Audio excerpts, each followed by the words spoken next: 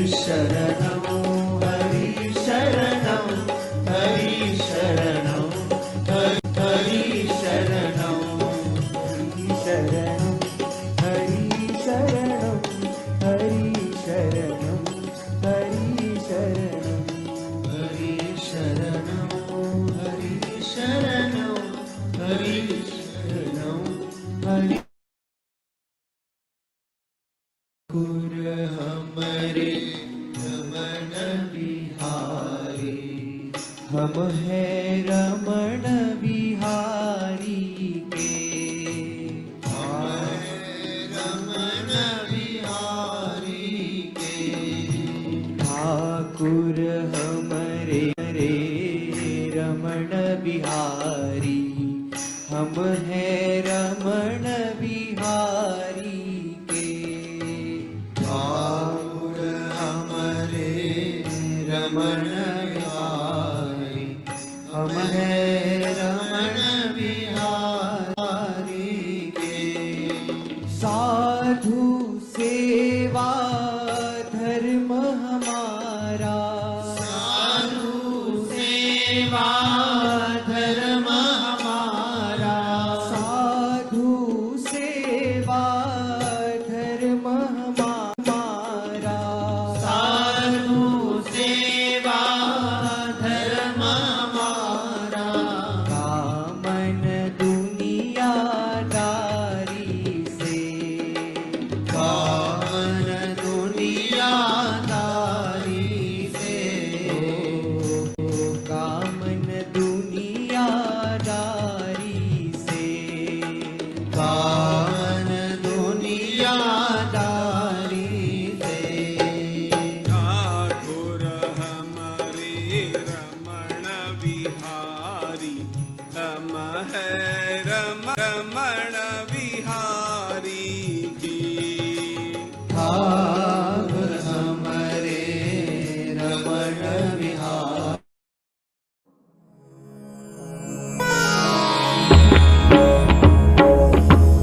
श्री गुरु चरण सरोज रज निज मनु मुकुरु सुधारी, बरनउ रघुबर विमल जसु जो दायकु फलचारी।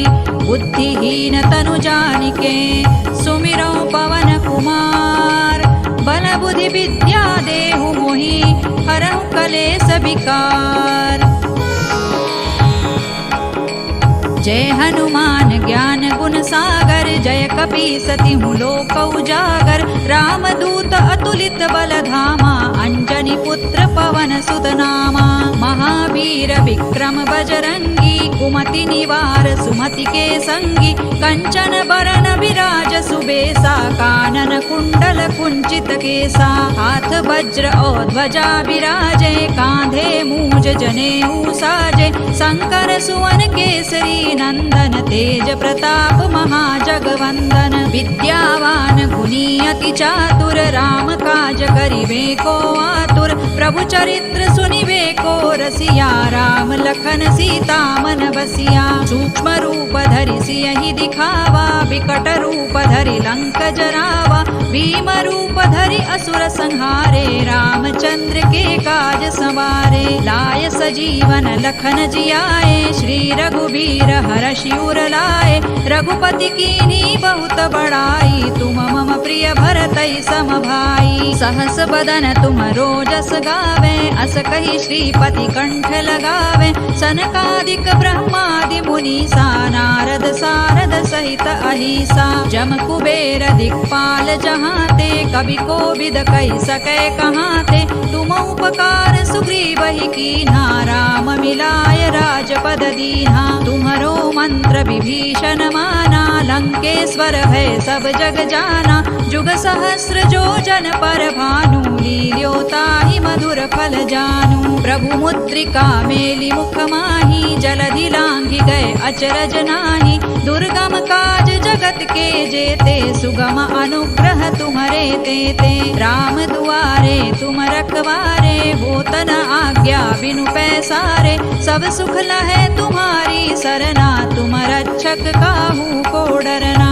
आपन तेज सम्हारो आपे, तीनों लोक हांकते कांपे। भूत पिशाच निकट नहीं आवे, महावीर जब नाम सुनावे। नासै रोग हरै सब पीरा, जपत निरंतर हनुमत वीरा। संकट ते हनुमान छुड़ावे, मन क्रम वचन ध्यान जो लावे। सब पर राम तपस्वी राजा, तिनके काज सकल तुम साजा।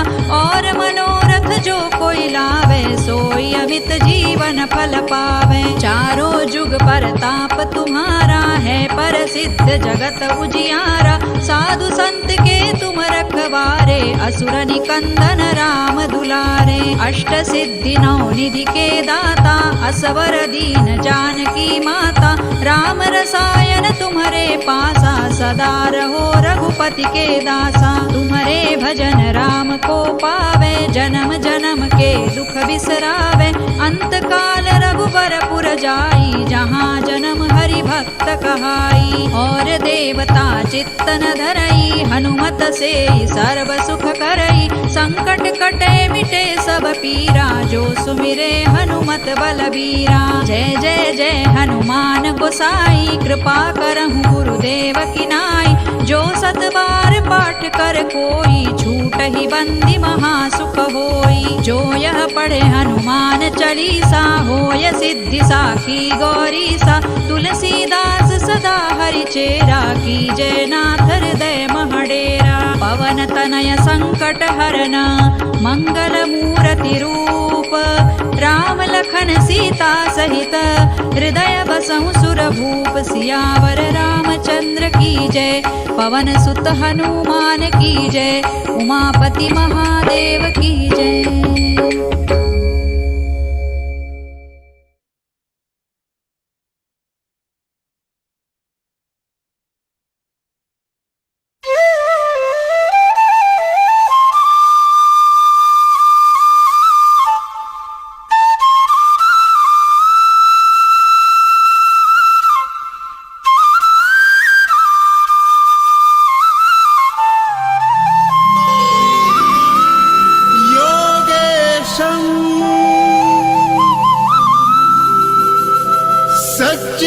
सच्चिदानन्दं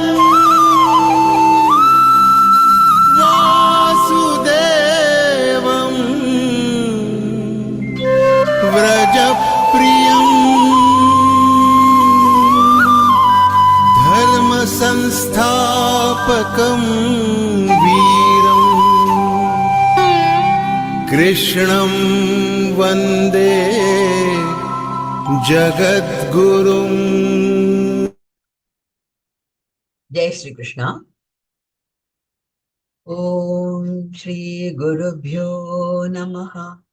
Let me at the outset bow down to all my gurus, especially Param Pujya Swami Shri Govind Giridevji Ji Maharaj. A warm welcome to all the sadhakas who have assembled here for the interpretation session of sixth part of second chapter named Sankhya Yoga. We all are really blessed to be associated with Gita Parivar. Hope and wish some of you have chosen some seva to do in our Gita Parivar. You might have watched Gita Sevi program on last 10th.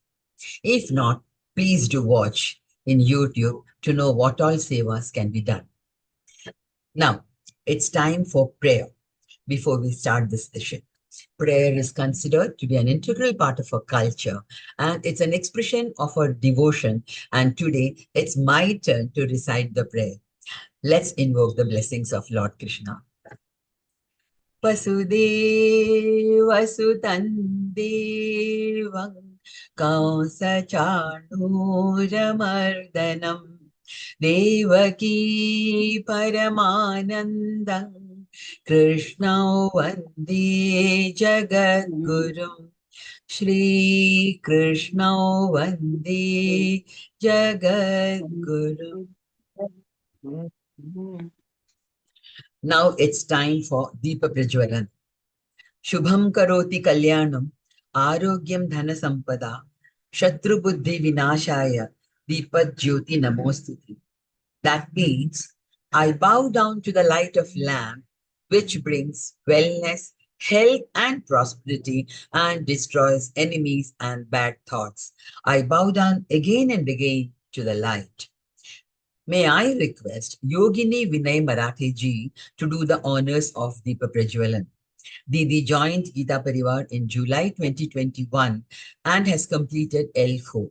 Didi is giving seva as group coordinator and technical assistant. Didi, please. निषिद्धैरप्येभिर्लुलितमकरन्दो मधुकरैः करैरिन्दोरन्ध्रमथनैः छुरित इव संभिन्नमुकुलः विधत्तां सिद्धिन्नो नयनसुभगामस्य सदसः प्रकीर्णः पुष्पाणां हरिचरणयोरञ्जलिरयम् शरदिन्दुनिभां शुभ्रां शुभ्रवस्त्रैरलङ्कृतां कलहंसकृतावासां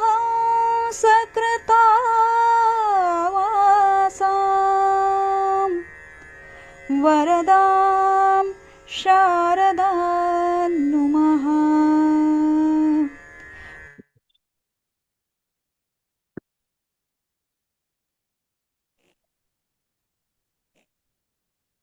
Thank you, Didi, for a devotional and beautiful Deepa Prajawalan. I would like to inform all the participants that you may ask questions once the session is over. Raise your hands only after the session is over, please. By now, you all know. One second.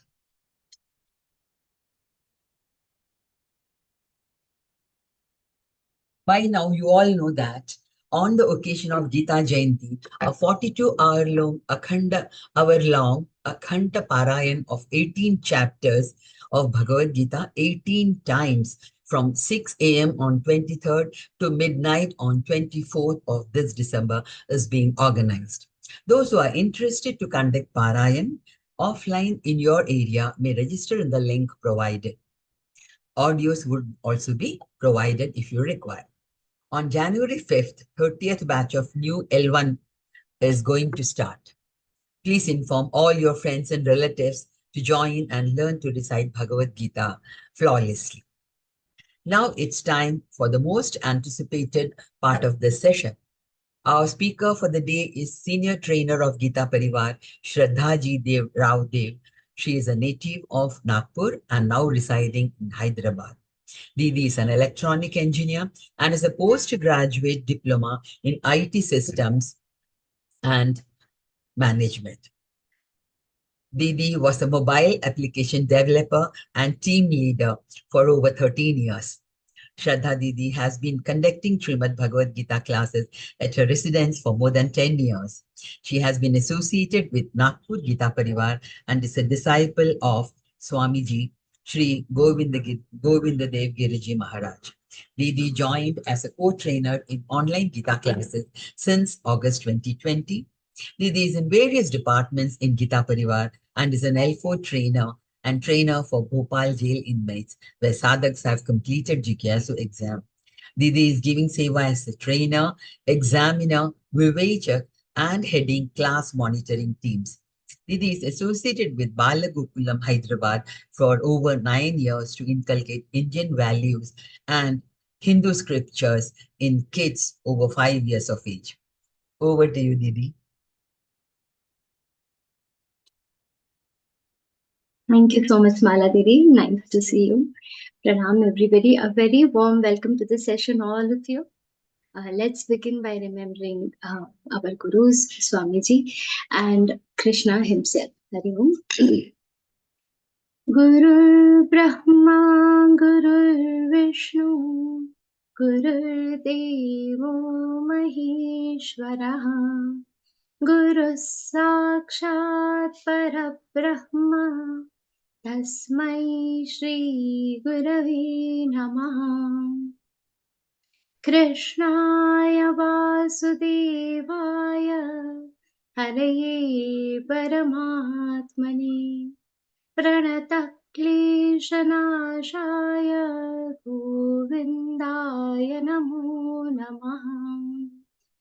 Om Parthaya Pratibodhitam Bhagavatam Narayanena Swayam Vyasena Krathitam Purana Muninam Madhye Mahabharatam अद्वैतामृतवर्षिणीं भगवतीमष्टादशाध्यायिनीम् अम्ब त्वामनुसन्दधामि भगवद्गीते भवद्वेषिणीम् ॐ श्रीगुरवे नमः हरि ओम्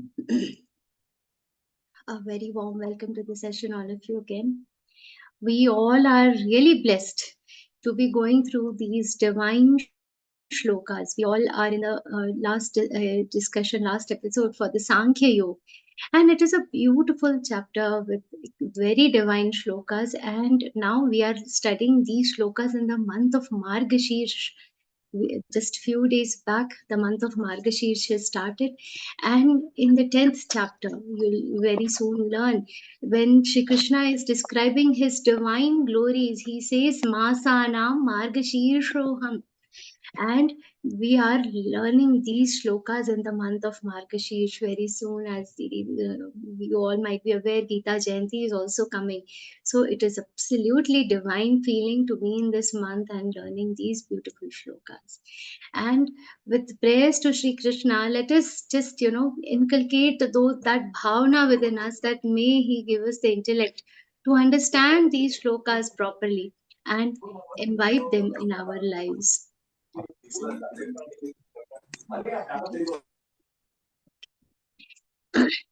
And while we are discussing this, we are in the last session we have seen some very beautiful shlokas. The description of Sthita Pragya person Shri Krishna was explaining. How a Sthita Pragya person is there. He has created a very beautiful picture of somebody who has a very steady intellect. And we are also, at this moment, we should also be very clear about why this description is so important. Why is it important to understand this? We have seen that the buddhi, our intellect, is the charioteer for our lives.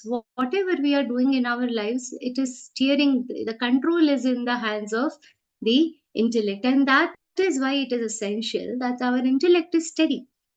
And one very beautiful sentence that Swamiji always says, that so Shri Krishna, by his speech, he has created a ideal personification by his speech is rendered by Shri Krishna in this shloka.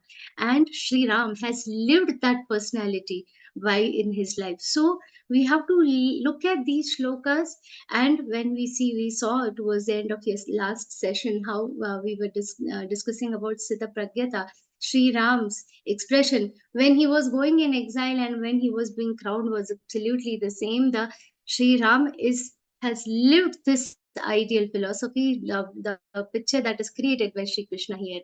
Both, so these characteristics are unison of both and divine in themselves.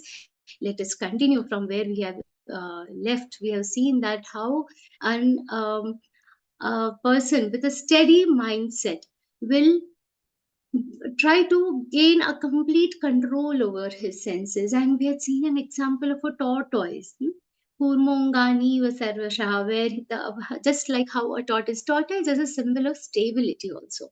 So the way a tortoise, when he sees danger, he puts all his senses inside, he covers himself within a shell.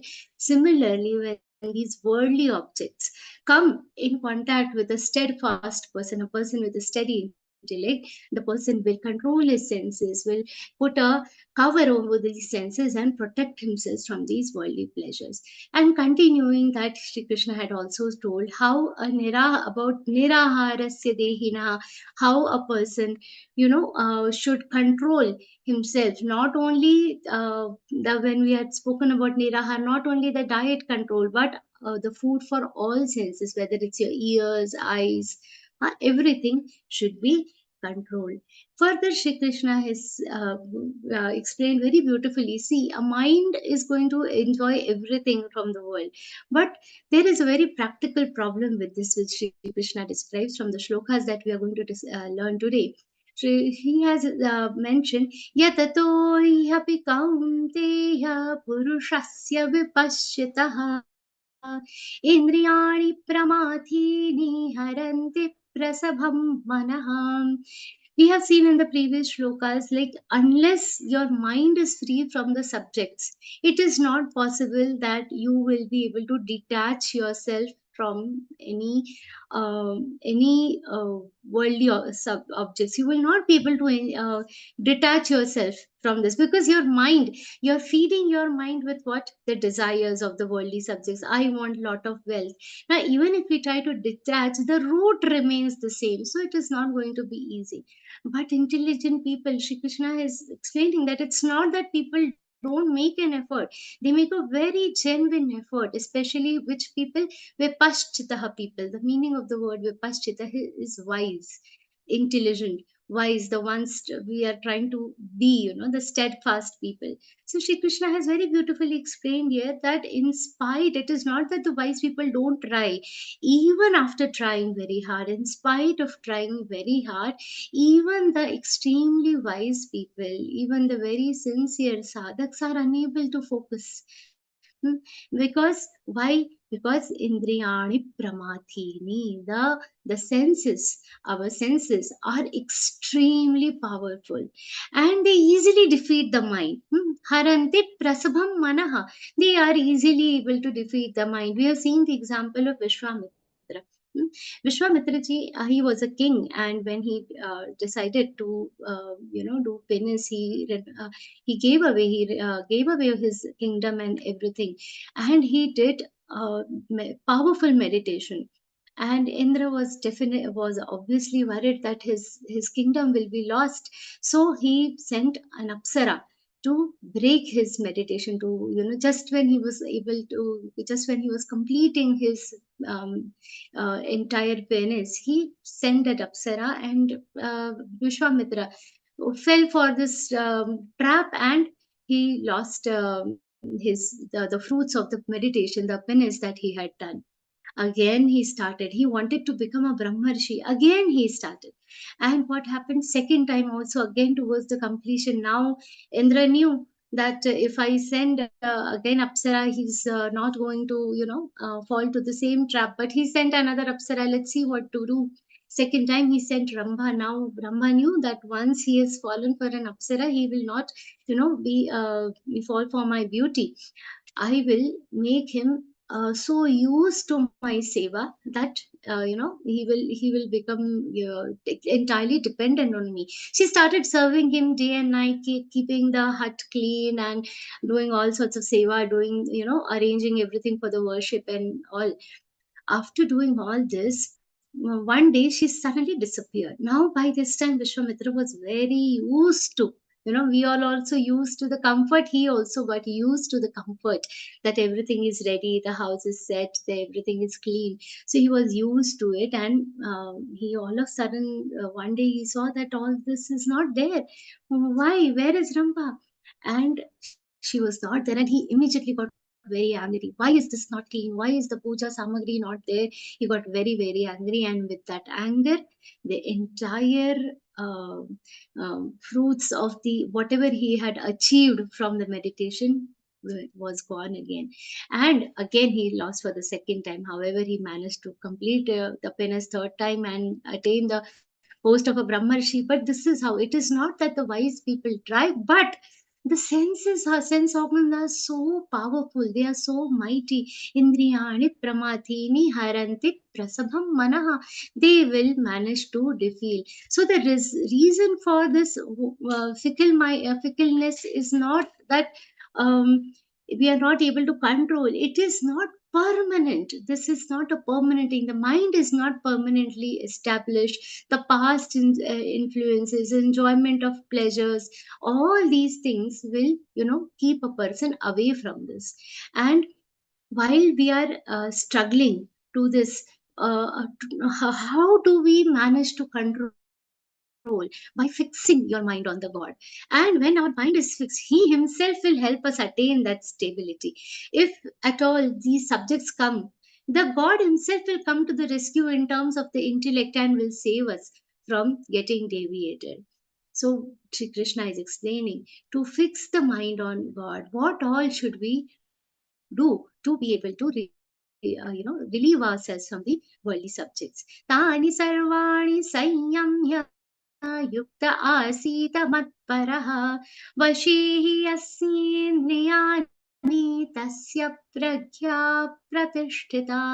Shri Krishna is giving a very healthy method to achieve a perfect intellect. What he says, to attain perfection, to attain the sthita pragyata, one has to do a constant attempt to focus the mind on the supreme power, the supreme God Almighty. In this shlok, one charan especially is extremely important, and it is in itself, you can say, a complete summary of the art of perfection, or the art of attaining this perfection. Yukta asita mat paraha, the second charan, yukta asita mat paraha. These three words in itself combine the entire technique of self-perfection, entire technique of attaining sthita pragyata.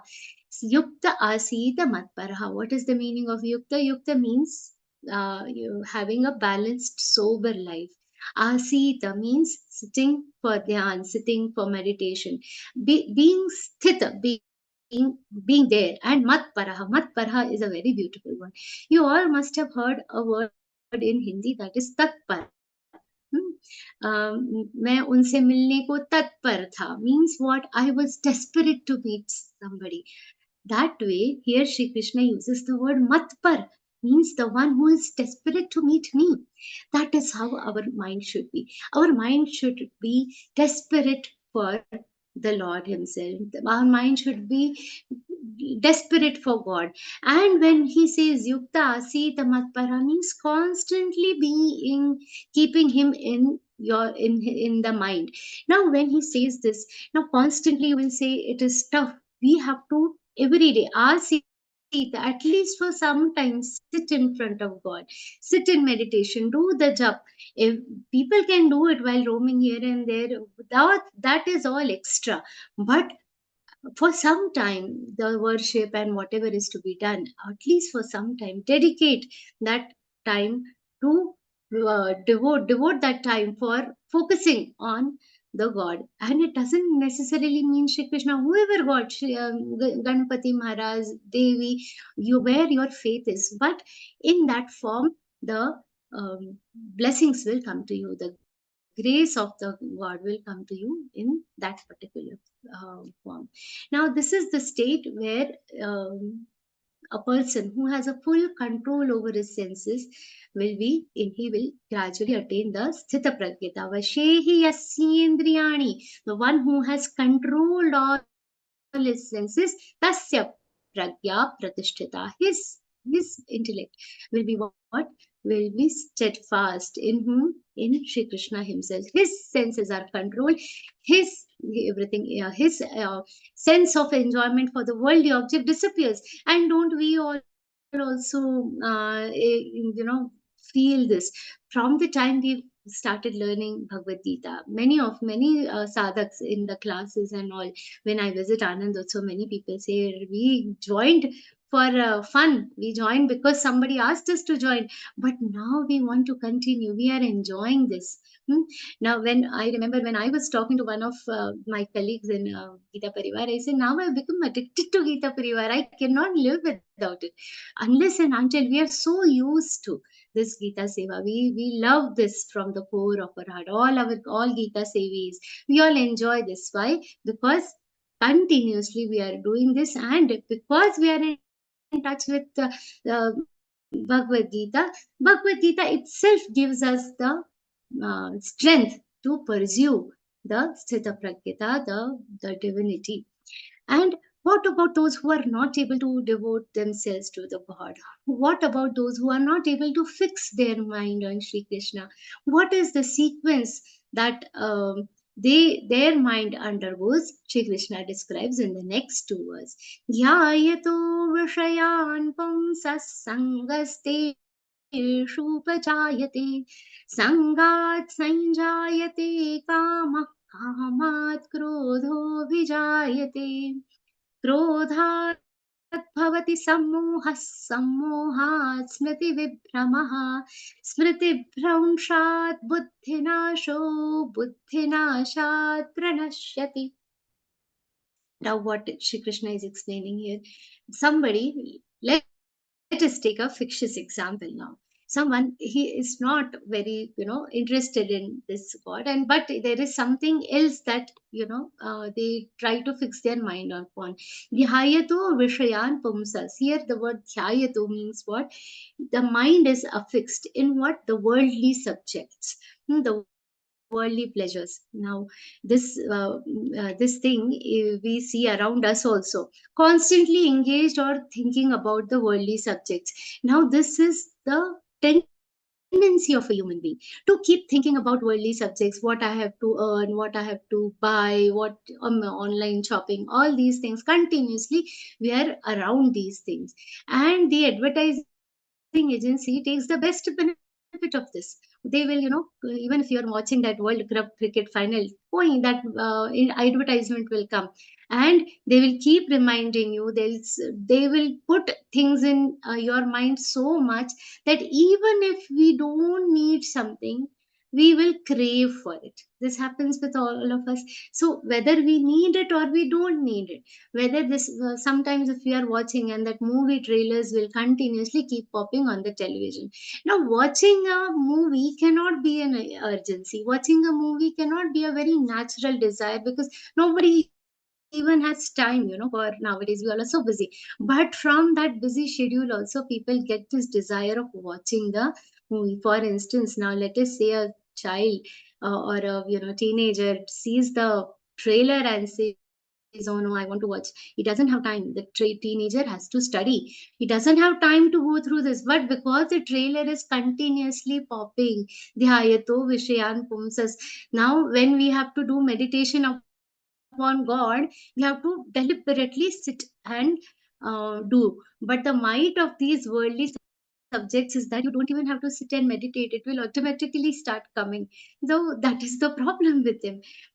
And now these children, they don't have time but still want to watch. And then what happens? They go to their mother and say, I want to watch. Now, before this was just a trailer that they saw.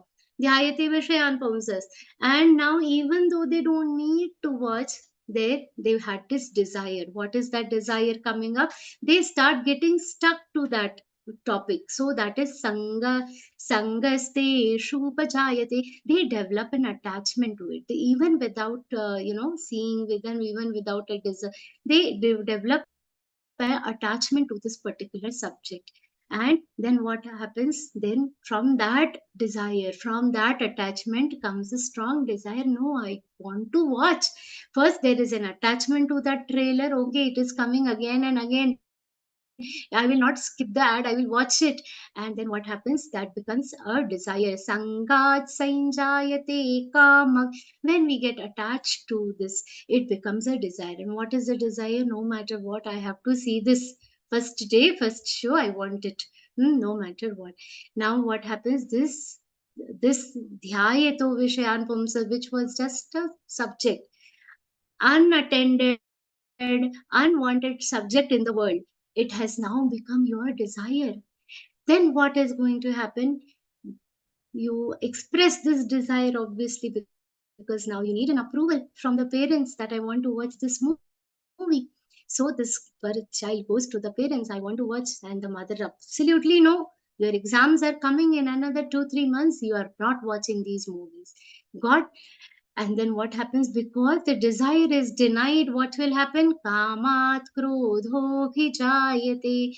Krodha, anger. Because the desire is not fulfilled. One experiences extreme anger because I am deprived of my desire. Okay, and then what happens? Krodhat bhavati sammoha smriti vibhrama.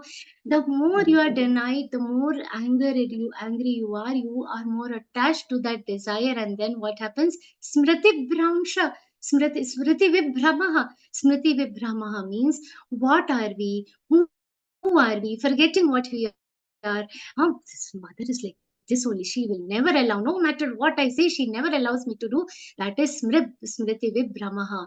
Seeing all things which are not to be said, saying all things which are not to be said, and all the sanskar, all the culture is forgotten. And what happens? Pratibhramshat buddhinasho.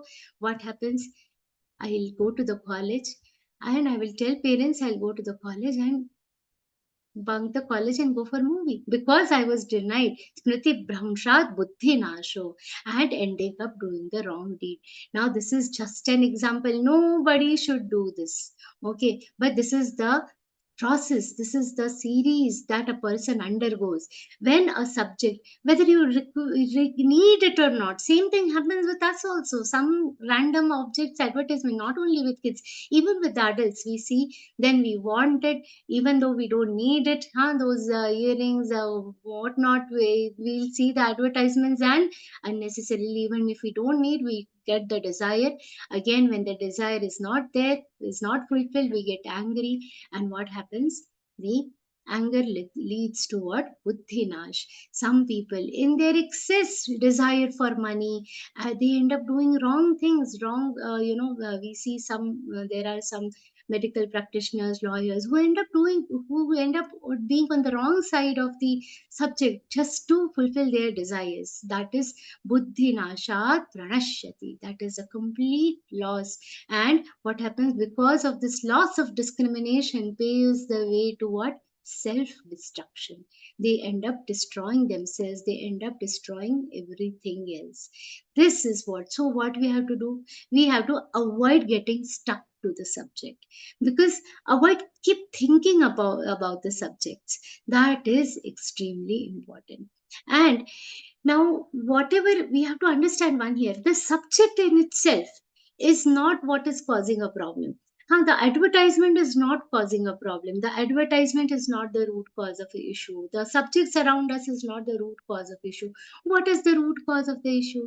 The root cause of our issue is we being attached to those subjects, even though it is not required, and that is the real reason for our downfall. That is what we have to understand. One small story I'll narrate, and we'll connect it with the next two shlokas also. Once there were two disciples of Bhagavan Buddha. These two disciples were obviously brahmachari.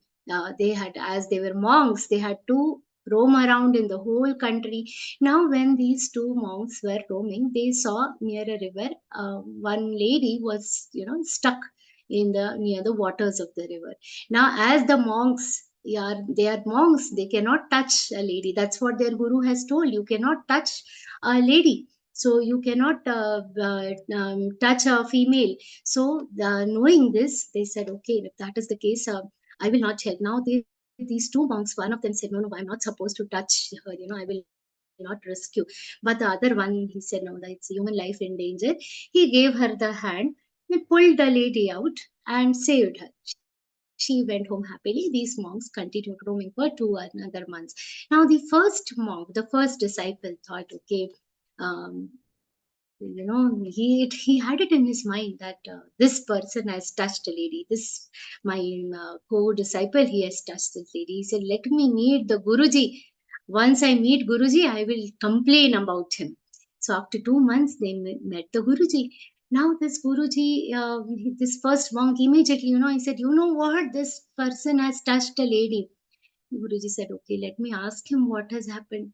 He called the second disciple. The second disciple said, I don't remember. He said, no, remember we went near the river and you touched that lady. Now this second one said, now I remember. Yeah, then he told his Guruji that lady was stuck in the waters. She was not able to come out. So I gave her the hat and we left her. And Guruji said, okay, fine. Now he understood what is the issue. He told to the first monk, he held her hand and left it. You are still holding her hand even after 2 months.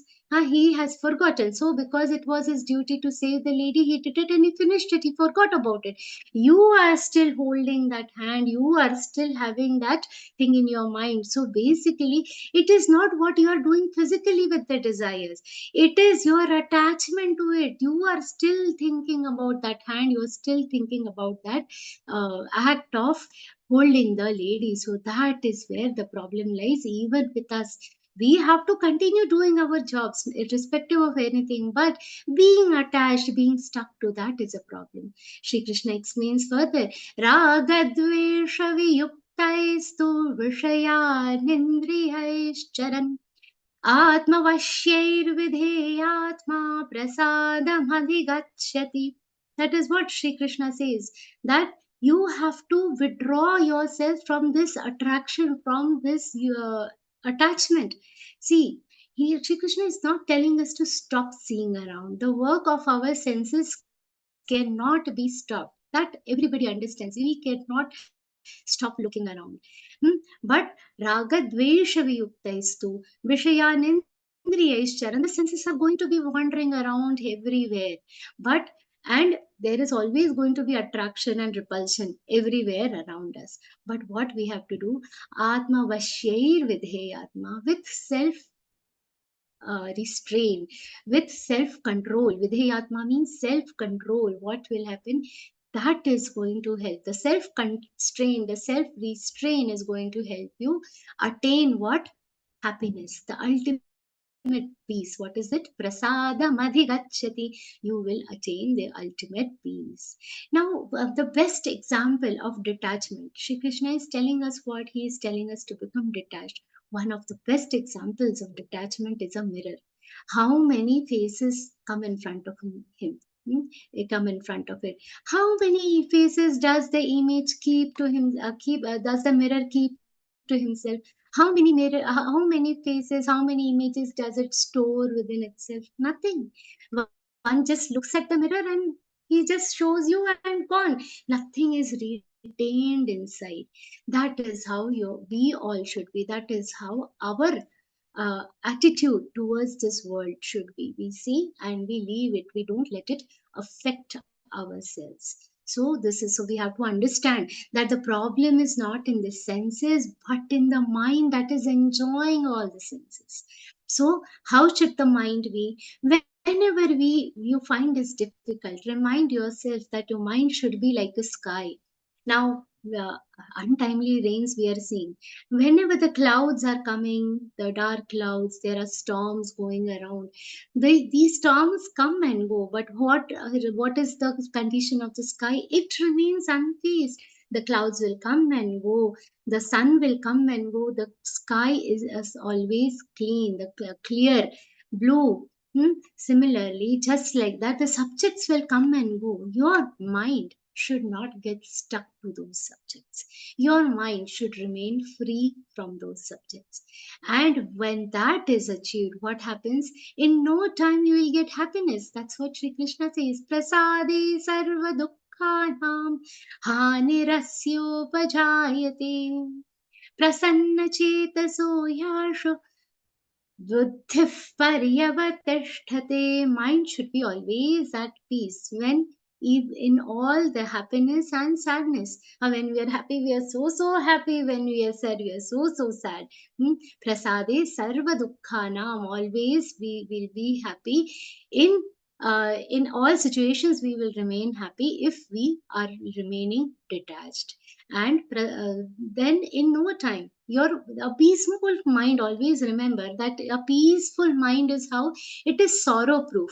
You know the raincoats are waterproof and waterproof, all these terms, like that.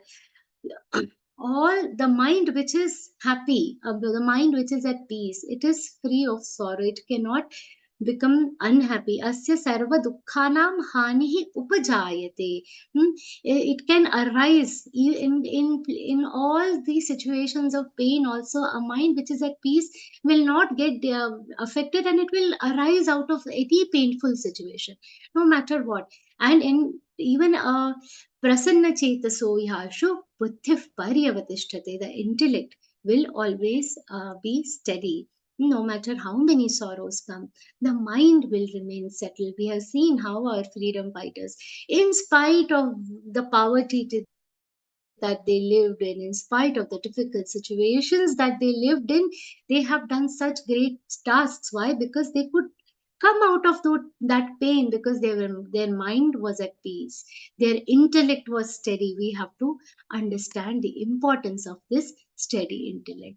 What Shri Krishna explains further, Nasti buddhira yuktasya nacha yuktasya bhavanam nacha bhavayatah shantir ashantasya kutah sukham. What is the problem with us?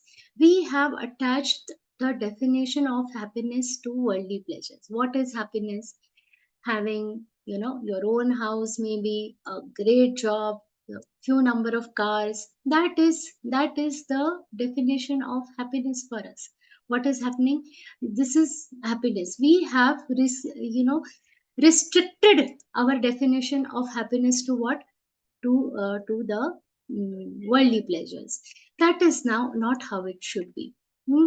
So very beautifully, there is a thing. If I get this, I am happy. Else, I am not happy.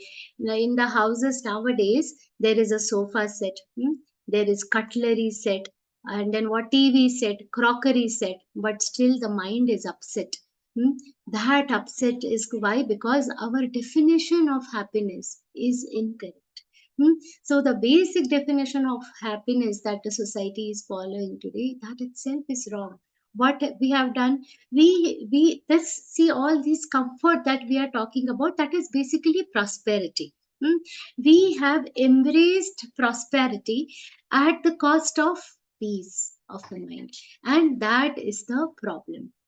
So peace is not coming to us. Why? That entire sequence has been explained in this shlok. Why? A steady mind cannot meditate. Unsteady mind cannot meditate on the Almighty.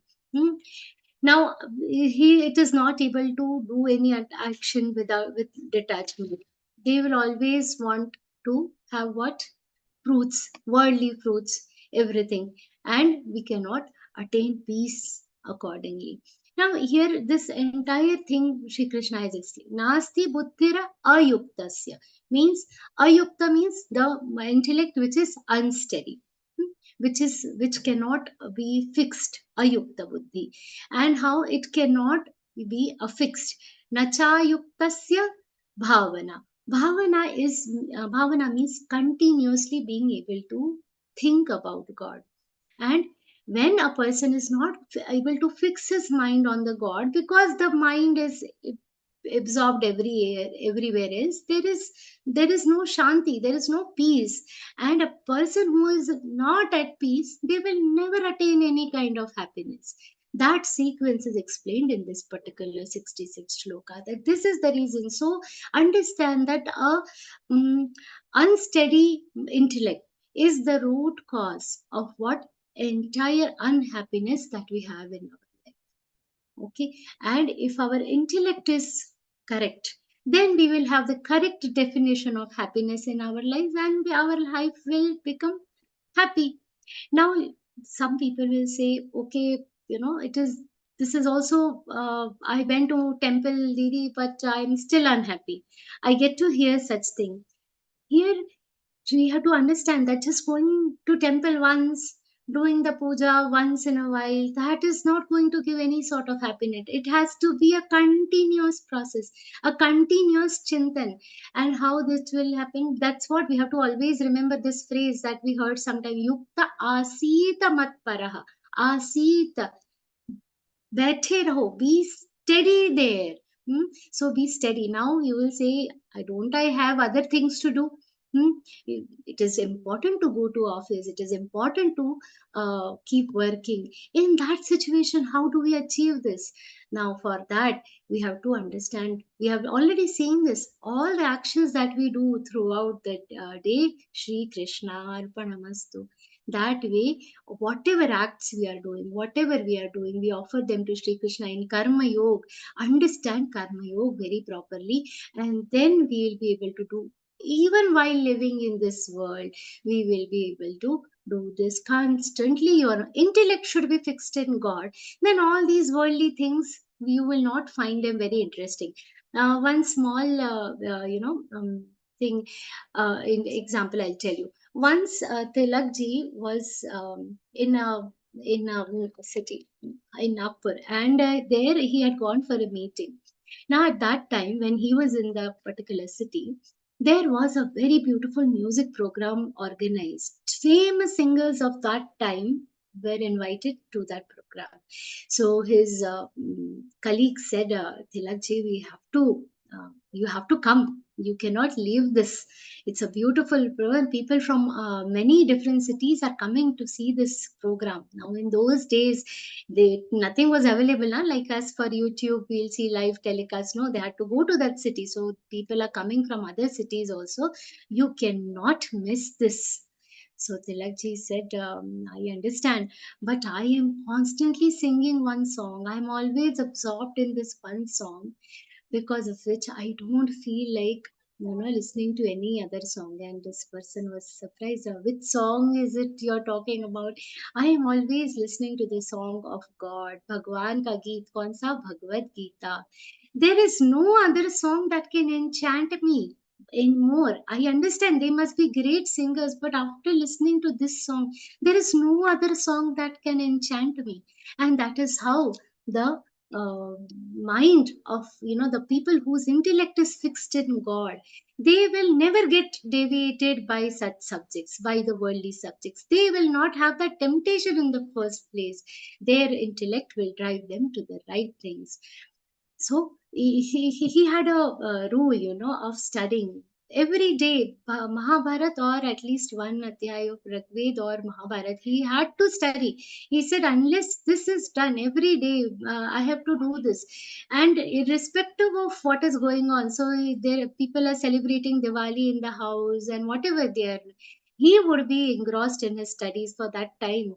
That no, because that doesn't enchant me. It is not a rule. It was not a rule imposed upon him that you have to do it. He was interested in it. He did it out of his own will, and that is how a Sthita Pragya is. That is how a person with a correct intellect is. What Sri Krishna says further, he explains us how we have to understand the flow of our senses, the flow of our mind, and then we'll be able to control this, because ultimately we have to strive to control our mind.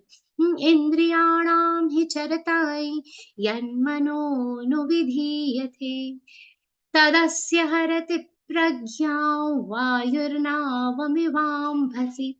Now, what happens? Our senses are involuntarily attracted to the worldly objects. They are always wandering around. We are living in the world, we are seeing, and these advertisements are coming. Indriyanam hicharatain. They are wandering around. And behind them, who is wandering? Yanmano nuvidhiyate. Behind these senses, our mind is also wandering around behind them. And what happens? Tadasya harati pragya. This they both are wandering together. The senses are wandering. The mind is not steady, and it is nicely wandering behind these senses. The mind keeps following those senses and enjoying all these worldly objects. And as the mind starts wandering, it changes the direction of the intellect. How is this? It is just like a sail. When a boat is sailing in the water, what happens? With the wind, the direction, how the wind will be, the boat will sail in that direction. The wind will decide where the boat is going, the sail, where in which direction it is going. Just like how the wind changes the direction of a boat in waters, similarly this mind will change how your intellect is going to work. They both together are going to sit and enjoy these worldly subjects. So we have to fix the intellect such that the mind and the senses do not get deviated. So what we have to do, Shri Krishna tells us, Tasmadyasya mahabaho nikruhitani sarvashah Indriyarthebhyastasya pragya pratishtita. So now here what he's calling Arjun, Mahabaho. Why Mahabaho? Because you are a mighty one. You are the one who has won so many battles, so you are a Mahabaho. You are a mighty one. Now you are having a battle with your senses. Each one of us, we have to remind ourselves somewhere we also have to become Mahabaho. Which battle are we fighting? The one with our own intellect. So he's, the adjectives that Shri Krishna uses for Arjun, we should remember them. He is a Mahabaho. You have controlled so many wars. You have controlled so many kingdoms, got so many kingdoms under your control. So now get your senses in your control. Nigruhitani sarvashaha. Now don't maintain a complete restraint. Who's restrained? The senses. And the senses from the sense objects. The one who is able to do that, the one who will do what? Is able to control his own senses. Tasya pragya pratishtita. That person is the one who sthita pragyasya ka bhasha. Sitadir muniruchyate. All that he has asked, Arjun has asked, who is sthita pragya? What are kim prabhasheta? Kimasita vrajeta kim? All that he has asked. So that's what Shri Krishna is saying. Tasya pragya pratishtita. That is the pragyata. Now, who will do all this? The control the senses. The one who wants to uplift himself. If we all are sadhaks, we are learning Bhagavad Gita. Why? Because we want to uplift ourselves, isn't it? And this upliftment will come how? Why are the people who are learning all these scriptures different from the other people? There is a difference of perception. The perception is different. Their perspective towards the life, towards this world is different. So Shri Krishna is explaining that. Now we have who will do these restraint, who will get all these things done? The one who has a different perception about the world. And how is that perception? Shri Krishna explains in the next very important shloka. Ya disha sarva bhutanan tasyai jagarti sanyami तस्यै जाग्रति भूतानि सा निशा पश्यतो mune. This is a very important shlok. The literal translation, people end up saying when it is night for everyone, the knowledgeable people are awake. But that is not the correct meaning, because then the vice versa, when other people are working in the day, these people are sleeping or what in the day. No, that's not how it is. So the actual meaning you have to understand, from the perspective. What is the perspective of an ignorant person? Ya nisha sarva bhutanam. What is the meaning of nisha here? The subjects which are deceptive, the subjects which are actually darkness, which will bring darkness, or which is equivalent to darkness in our lives. Whatever is of not interest, something that doesn't amuse me, is nisha for me. So suppose we all are Gita sadhaks. The Bollywood songs don't amuse us, so that is nisha for us. Okay, so whatever is darkness, whatever is a matter of zero interest for sarva bhutana, for others, tasyai jagarti sanyami. That is what a intelligent person, a sthita pragya person will be awakened about. So, like our Gita sadhaks, they want to know the meanings, they want to study scriptures. Now in this Vivechan time, there are some serials going on television, but I see all of you listening to the Vivechan at this particular time. So this is what, because you are not interested, that is nisha for all of you. For you, this jagarti is important. So jagarti sanyami. The interest, the perception. What is the perception? The perspective is different. So whatever is and same thing for the day also. Yasyai jagrati bhutani. For the normal people, for an average people, what is jagrati? They are aware about what are they interested in. They are greatly interested in what? Weekend day, let's go to the mall. Weekend, let's go for the movies. That is what a common person will do. Great people will not find it interesting, even if they try very hard. Like we were talking about Tilakji, no matter how much he is pursued, he was not finding it interesting. Sa nisha pashyato munehe. Here the word munehe means sage, doesn't mean the munehe means intelligent person. An intelligent person is munehe. Sa nisha pashyato munehe. This is a very beautiful thing. So what is precious to a great person? The jagrati, the awakening towards this scriptures, they are studying all these things, the right things are the driving forces for the Sthita Pragya person.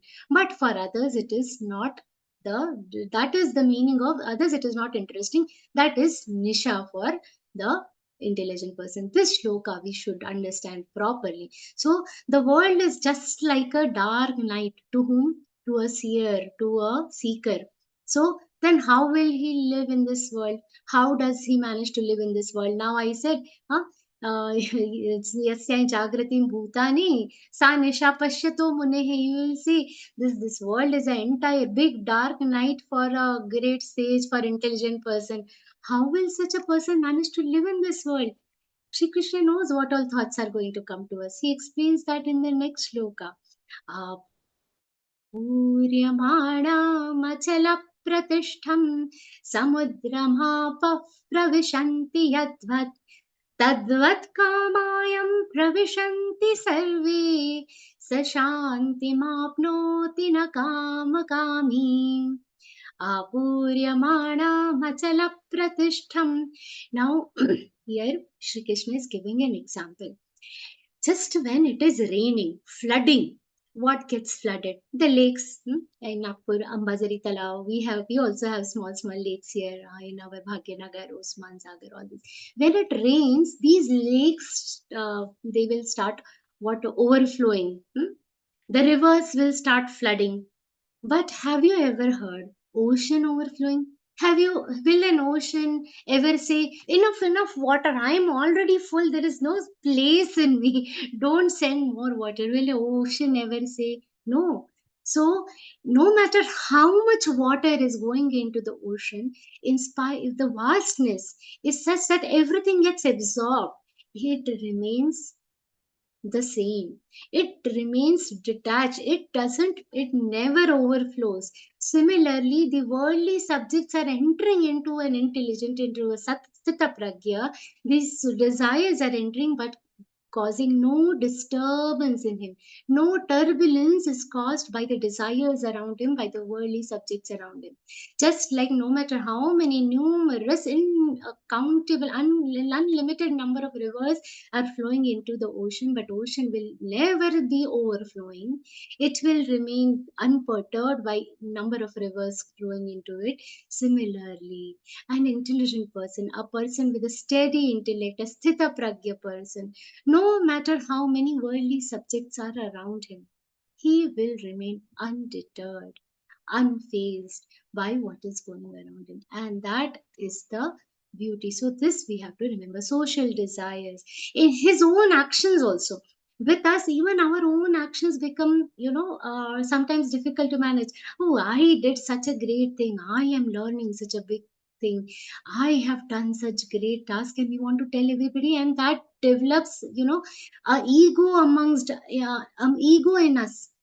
That is also not required. That will also not come to a Sthita Pragya person, whether it is the subjects around him or his own or his own actions. Nothing is going to perturb him. Nothing is going to disturb him. Vihaye kamanyas sarvan pumanscharati nispraha nirmamo nirahankarasya shantimadhigacchati. Vihaye kamanyas sarvan pumanscharati nispraha. We have to be nispraha, free from all the cravings, free from all the longings. No matter how are they. Pumaus charati means Puman is a intelligent man, a perfected man. How they will move around, they will be moving about freely, without any cravings, without any longings. And vihaya kamanya sarvan, by abandoning all these desires. See, there is a distinct difference between a need and a desire. We have to understand that distinction. Understand what is imperative, what is important, and what is good to have, what is comfortable. Understand all that distinction, then we will be able to do what? This, free ourselves from all the cravings. And how is this person? Nirmamo nirahankara. Nirmama. Now, whenever this word nirmama is used in, especially in the Hindi language and all, this nirmama, it is, as a wicked, or then, but no, that is not the meaning of nirmama. Nirmama means one who is free of the, act of a severe, free from severe attachment. A person who is completely detached. Mama means what in Sanskrit? My. So this is mine, that is mine. Everything, attachment. A sense of attachment is displayed by the word what? Mama. Idam mama pustakam. Mama. Mama means this is mine. Our scriptures teach us what? Idam na mama means this is not mine. This world is not mine. Everything that is around is not mine. It is teaching us what? Detachment. So nirmama, a person is detached. Nirahankara. I have not done this. God has got it done from me. When Jnaneshwar Maharaj wrote the entire Jnaneshwari, he says he is a great sage. He's literally the God of knowledge. But he has also said, I have not done anything. My Guru, Nivrittinath, has got it done from me with the blessings of Panduranga. And he doesn't take the credit of writing this a beautiful scripture, Jnaneshwari also. He was so great, but what even a common person like us will say, I have cooked for my family WhatsApp status directly. This is what I cook. Even for small things, we will have what? That, show, mera hankara. If small charity people will do, pehle photo khicho. Gift de rahe, first take a photo. That is the, attitude we all have. Without photo, nothing is done nowadays. Even if they're cleaning their house, photo. They're cooking for the family, photo. So that is not how it should be. Niraham, nirmama, nirahamkara. No, free from the ego also. So people who are free from such ego, people who are free from such detachment, where will they land up?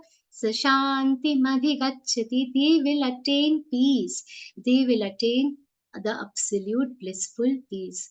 That is the beautiful state. Now, one question comes, when this peace is attained, then what?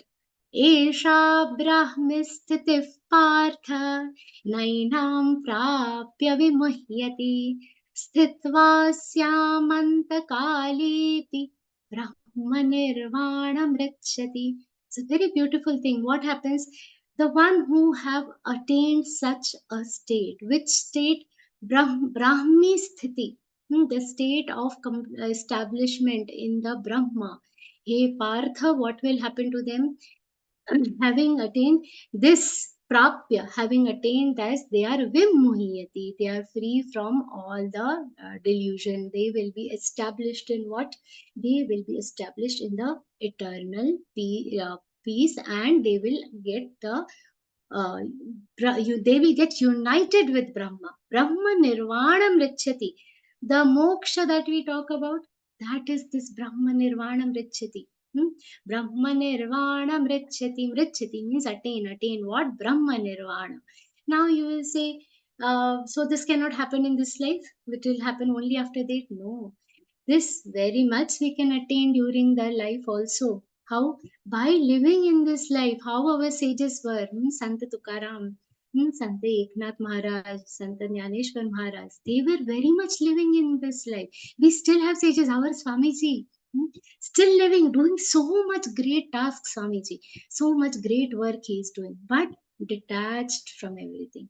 Detached from the world.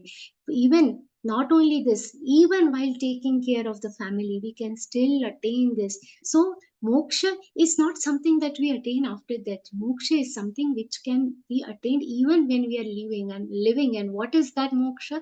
Moksha is mentally being free from all these worldly subjects, not getting samata, being completely detached from everything, but still on a steadfast way, where we have to, where is our final destination?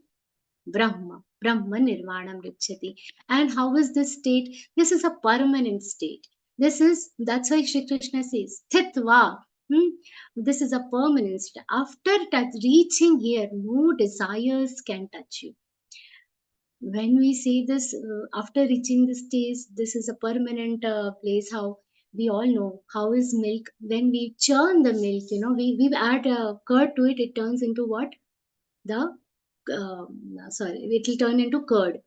When this curd, it further turns into what? Butter. Now, once the butter turns into ghee, there is no way it can go back to its liquid form, to the milk form. Once you attain the sthita pragyata, we cannot go back to the to being a common person. So this is where we have to reach. And how to reach there? By following our daily duties that Sri Krishna has explained in the next chapter, Karma Yoga. For that, you have to study the Karma Yoga properly. So, because this is going to be in a flow, and you all have already seen that chapter in the level 3. So, that further Sri Krishna has explained very beautifully. This is where we have to reach. This is where the whole thing Sri Krishna closes with this explanation that the fruit of attaining the Sthita Pragyata is what? Brahma Nirvanam Vichyati. And on this, we conclude the second chapter. Om Tatsadute Śrīmad-Bhagavadgītā Upanishatsu Brahma Vidyāyāṃ Yoga Shastre Shri Krishnārjuna Samvade Sankhya Yogo Nama Dvitiyodhyāyah. Om Shri Krishna Arpanamastu. Now this chapter, one more thing I want to add. This chapter is, it is like a sutra adhyaya. What is the meaning of sutra? Sutra means control. So when there is a sutra sanchalan, Mala Didi is doing, in Hindi we call anchor is what? A sutra sanchalan. So sutra means anchoring. So Gita, this adhyay, it is a sutra adhyay, means this has anchors to the further chapters. One who understands this chapter nicely will understand the further chapters more speedily. And that is the importance of this. So everything that we have covered in this second chapter will be covered in greater detail. So now we have covered the index, and rest of the Bhagavad Gita is a detailed expansion of everything that is discussed in this chapter. So it's a beautiful chapter. I'm very blessed with that. With your company, I could go through these shlokas and study this subject for you all. Thank you so much for your patient listening. Entirely offering this discourse at the lotus feet of Sri Krishna himself. Om Shri Krishna Arpanamastu. Pranam to Swamiji and pranam to everybody. Jai Shri Krishna. That was an enlightening session, Didi. You dealt in detail in your own sweet voice, just music to our ears and in simple words. Thank you, Didi, for your wonderful interpretation. Now, we will be seeing more of this in coming sessions. Now it's time for question and answers. I request those who want to ask questions to raise their hands and switch on their cameras and wait for their turn. Please make the questions precise so that more questions can be taken. It's over to you, Didi. Rajiva Bhaiya, pranam. Please unmute yourself. Rajiva ji, I have sent you an unmute request. Please unmute.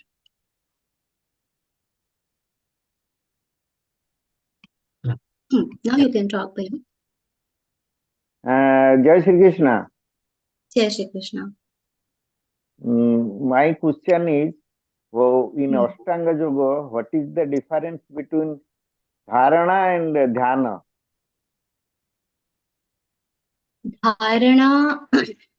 Dharana and dhyana. Very nice question. I will try to explain this. But in the Ashtanga Yoga, how do I explain? Dhyana, as we have seen, how continuously thinking about God, continuously, meditative. This is a meditative practice of this. And then dharana, the dharana is before the dhyan. So just making a concentration. See, if I say that I want to do dhyan, it will not come automatically.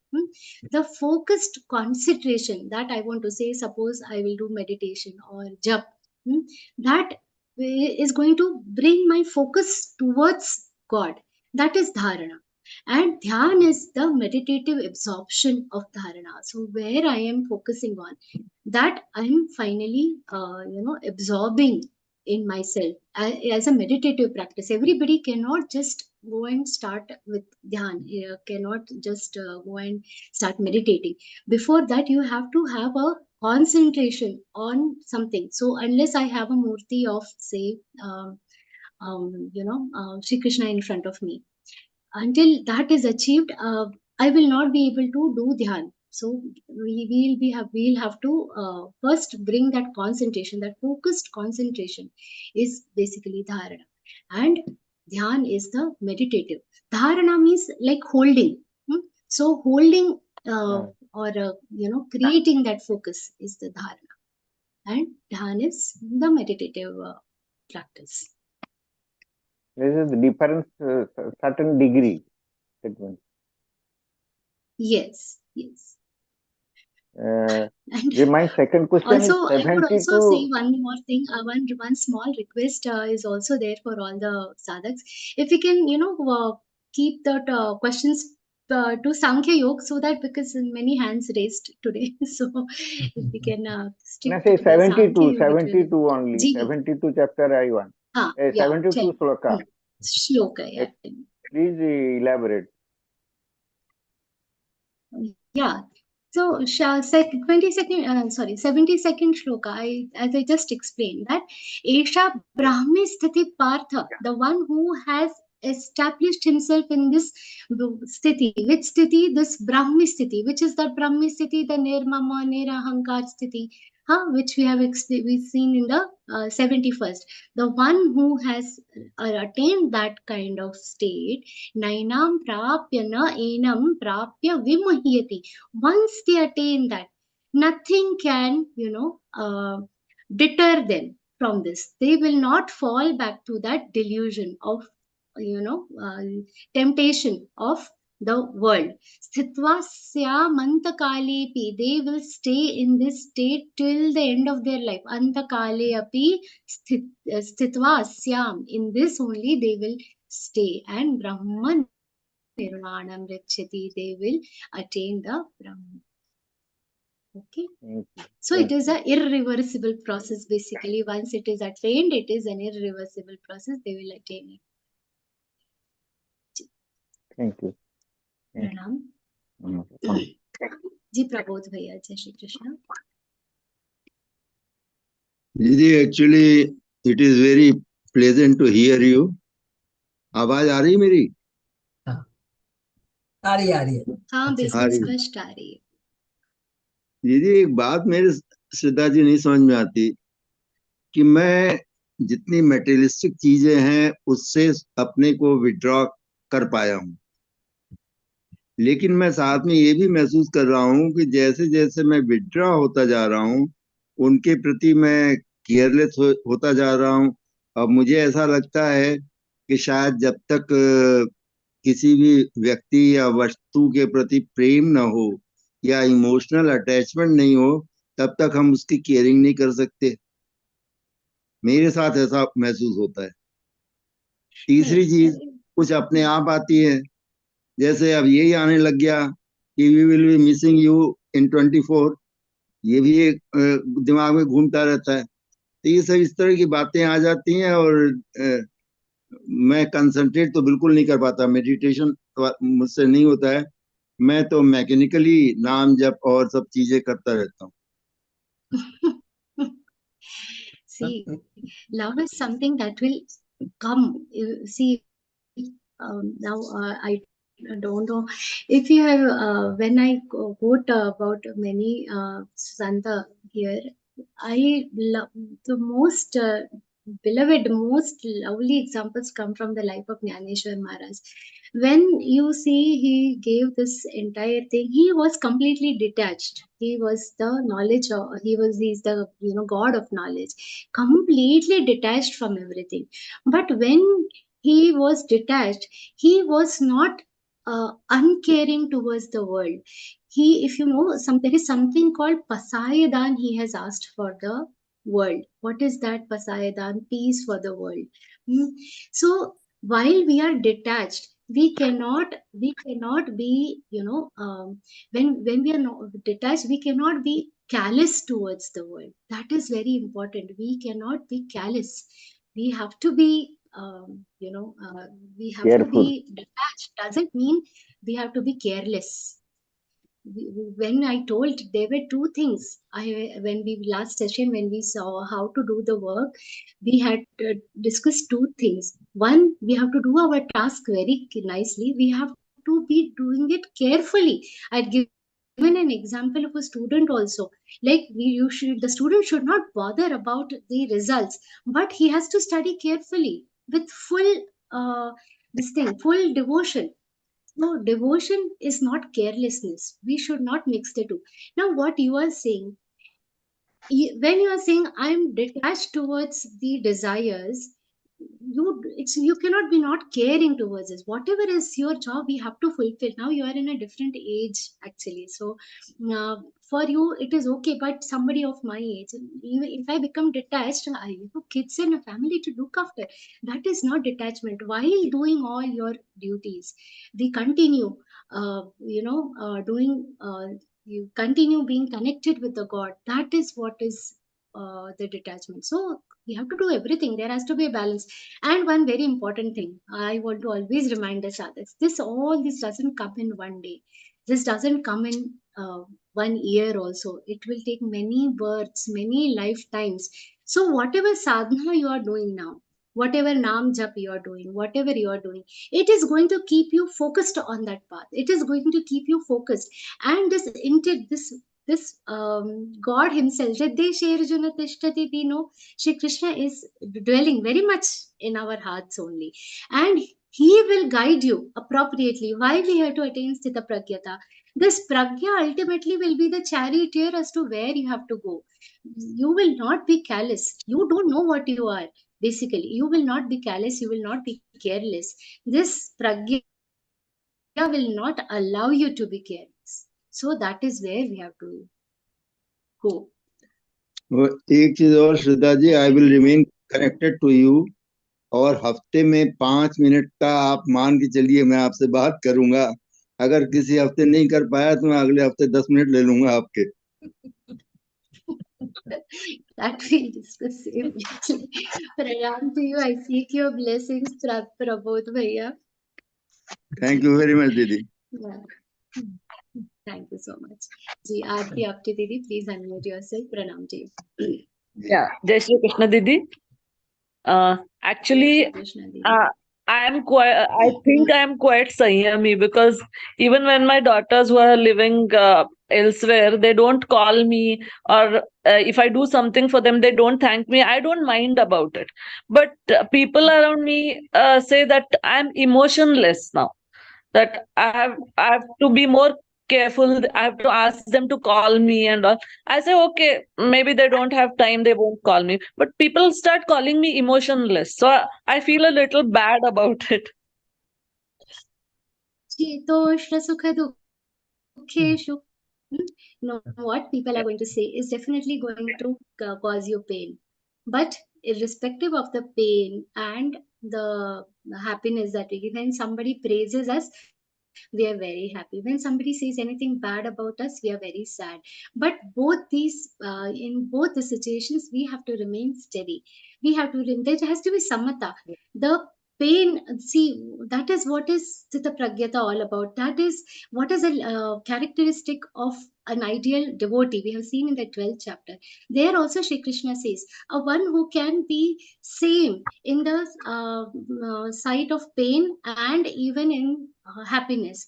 That person is my favorite. I know it is painful, it can cause pain, but somebody who can still manage to be steady in this pain is going to be the favorite of and no matter what they call you, even if somebody is calling you emotionless, our task is to give the best.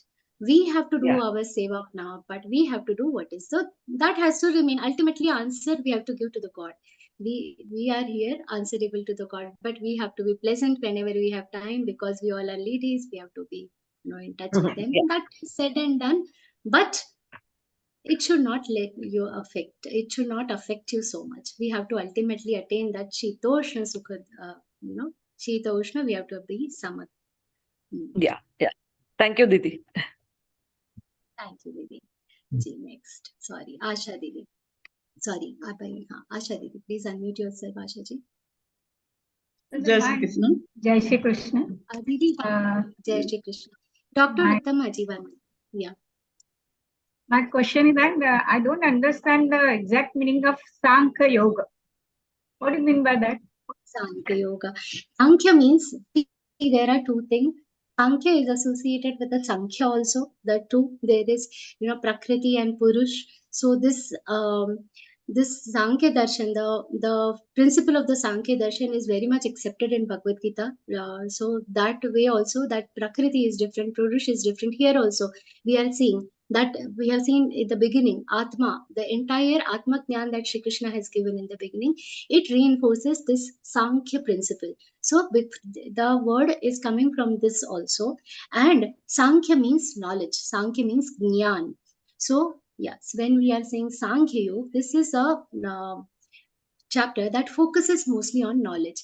Sankhya is intellect, is knowledge. Now, before starting with the discourse that Shri Krishna wanted to give to Arjun, what is it that he has to do? He has to first fix his intellect. So he has to give him the appropriate knowledge. So since he has to give appropriate knowledge to fix the buddhi, to make him sthita pragya, to be able to understand karma yoga and whatever is following, that is why whatever he has told has been named as Sankhya Yoga by Maharshi Vedavyas. That is why Sankhya Yoga. Thank Okay, Didi. Jai Shri Krishna. Jai Shri Krishna, Didi. Pranam to you. Ji, Dr. Uttama ji. Jai Shri Krishna. Please unmute. Jai Shri Krishna. Jai My Shri question is, Krishna. our five sense organs are present in the physical body, and the subtle body is my mind, mana, buddhi, ahankar. They are subtle bodies.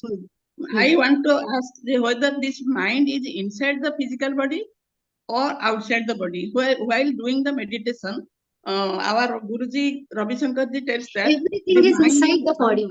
No. outside the body. So when doing meditation, bring your mind to the Muladhara chakra, to the Navi chakra, and I feel that mind is outside. And he tells that the mind is outside. So when the mind is shrunken, then suicidal tendency comes. So I realize it. But I feel that mind is inside the body. I feel the mind is inside the body. Mind is not outside. No. So I want to clarify from Mind your is not side. outside the body. See, how is this entire our deha created? It's the whole story started from Panchamahabhut. This entire process is explained in the 13th chapter. You will eventually learn it. So everything, this sukshma sharir and the sthul sharir, these sukshma and sthul, that is the subtle and the physical body, they both are within us. They are within this deha. This deha is called the kshetra. This is our area of operation, right from the head to toe. Everything is within us. Whatever is in the Brahmanda, that is in the Pinda. Pinda means the body. This we have heard this. Whatever is in the Brahmanda means that is in the Pinda also. Everything is within us only. When they are saying bring your mind to Mooladhara Chakra, we are not bringing it from outside.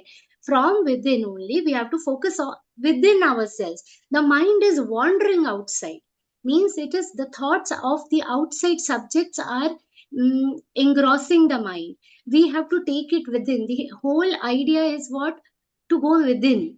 It is not, it is to, that tortoise, kurmongani va sarvasha. We have to go within.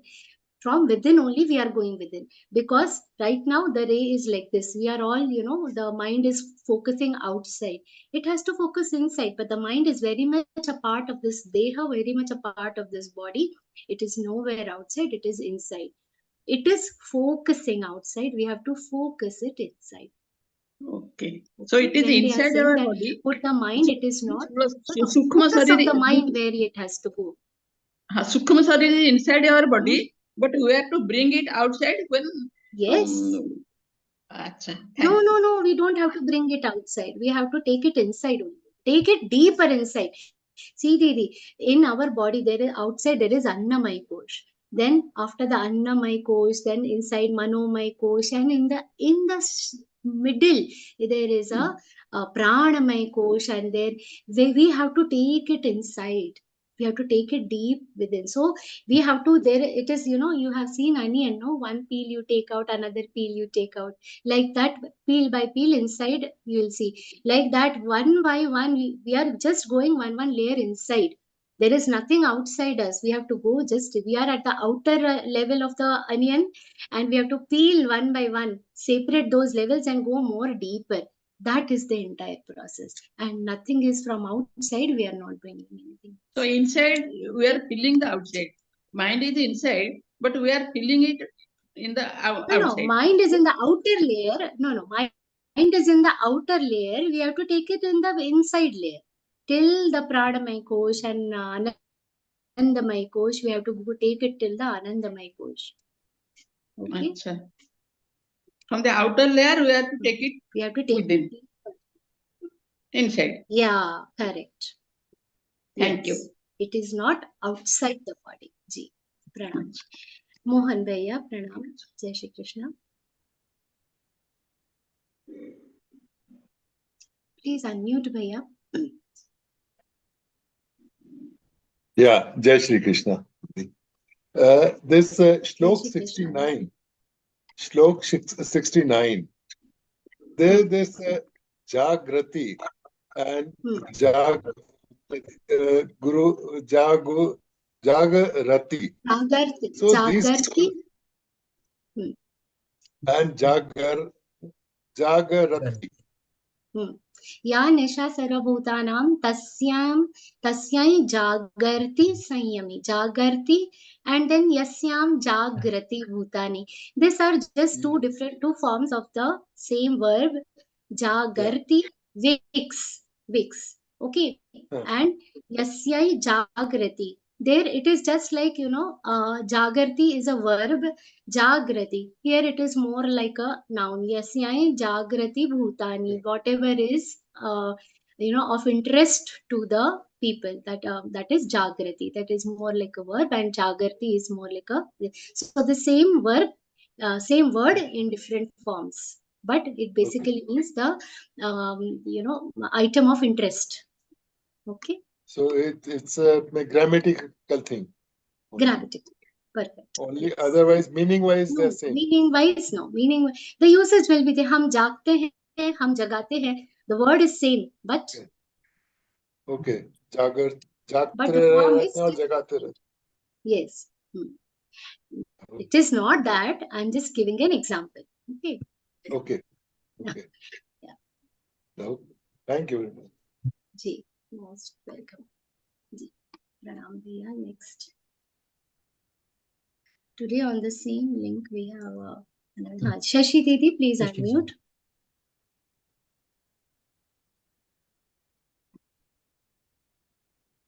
Shashi Didi. Video is off. It's okay. I think you just have to unmute yourself. शायद गलती से The meantime, video can we take the next one? Yeah. कोई बात नहीं. मृदुला जी. कोई बात नहीं. अच्छा, आ गई.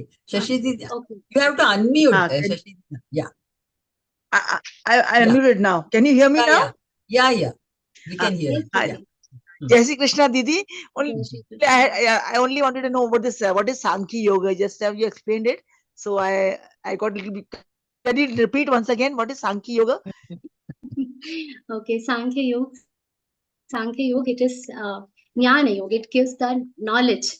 Basically. Knowledge. So yeah, when Shri Krishna has to explain the entire discourse, he has to fix the intellect in the right way for Arjun. So he is giving the appropriate knowledge. That is why it is Jnana Yoga or Sankhya Yoga. Okay, knowledge, and also because he has given the Atma Gyan, which reinforces the principle of Sankhya Darshan of Prakriti and Purush. That is why also it is called as Sankhya Yoga. So there are two reasons. Okay, yeah, but I then will have the it is said you no. can check it But on the YouTube. but ma'am, it is said no that we can this go through the Bhakti Yoga and Sankhya Yoga. So like Sankhya Yoga is what exactly like this only Gyan saying? Is it there's a meditation? Gyan, yeah. See, yes, Meditation. knowledge only. Knowledge. Not Is it meditation, knowledge, not knowledge meditation. of Knowledge. what whole chapter.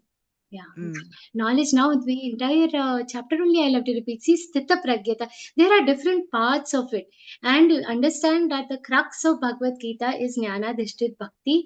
So Bhakti Yoga is we cannot say everything is not separate also. But yeah, this particular chapter is focusing on the knowledge, on the intellect. That is why Sankhya Yoga. Okay. Okay. Thank you, Didi. Thank you, Didi. Thank you, Didi. Pranam. Mridula ji, pranam. Jai Shri Krishna. Jai Shri Krishna.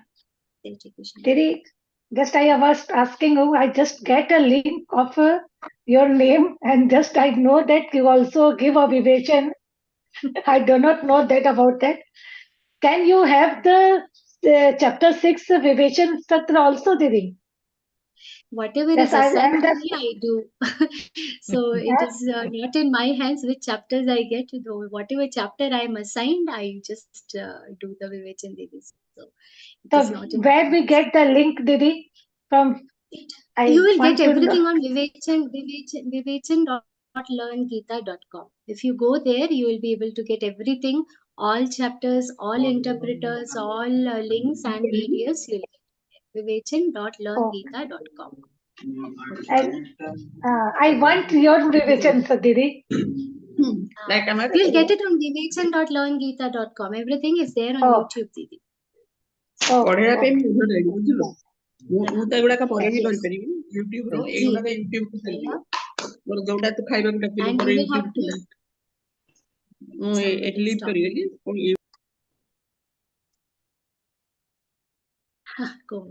Yeah, Bhaiya, please unmute yourself. Now you will have to read out your own name because I can't read that script. My Mala Didi might be able to read. I can just no, you can't read. You also have to unmute, Didi, Mala Didi. Yeah, please unmute, Bhaiya. Yeah. Bhaiya, unmute करिए आप. Bhaiya, I have sent you the request. Please unmute yourself.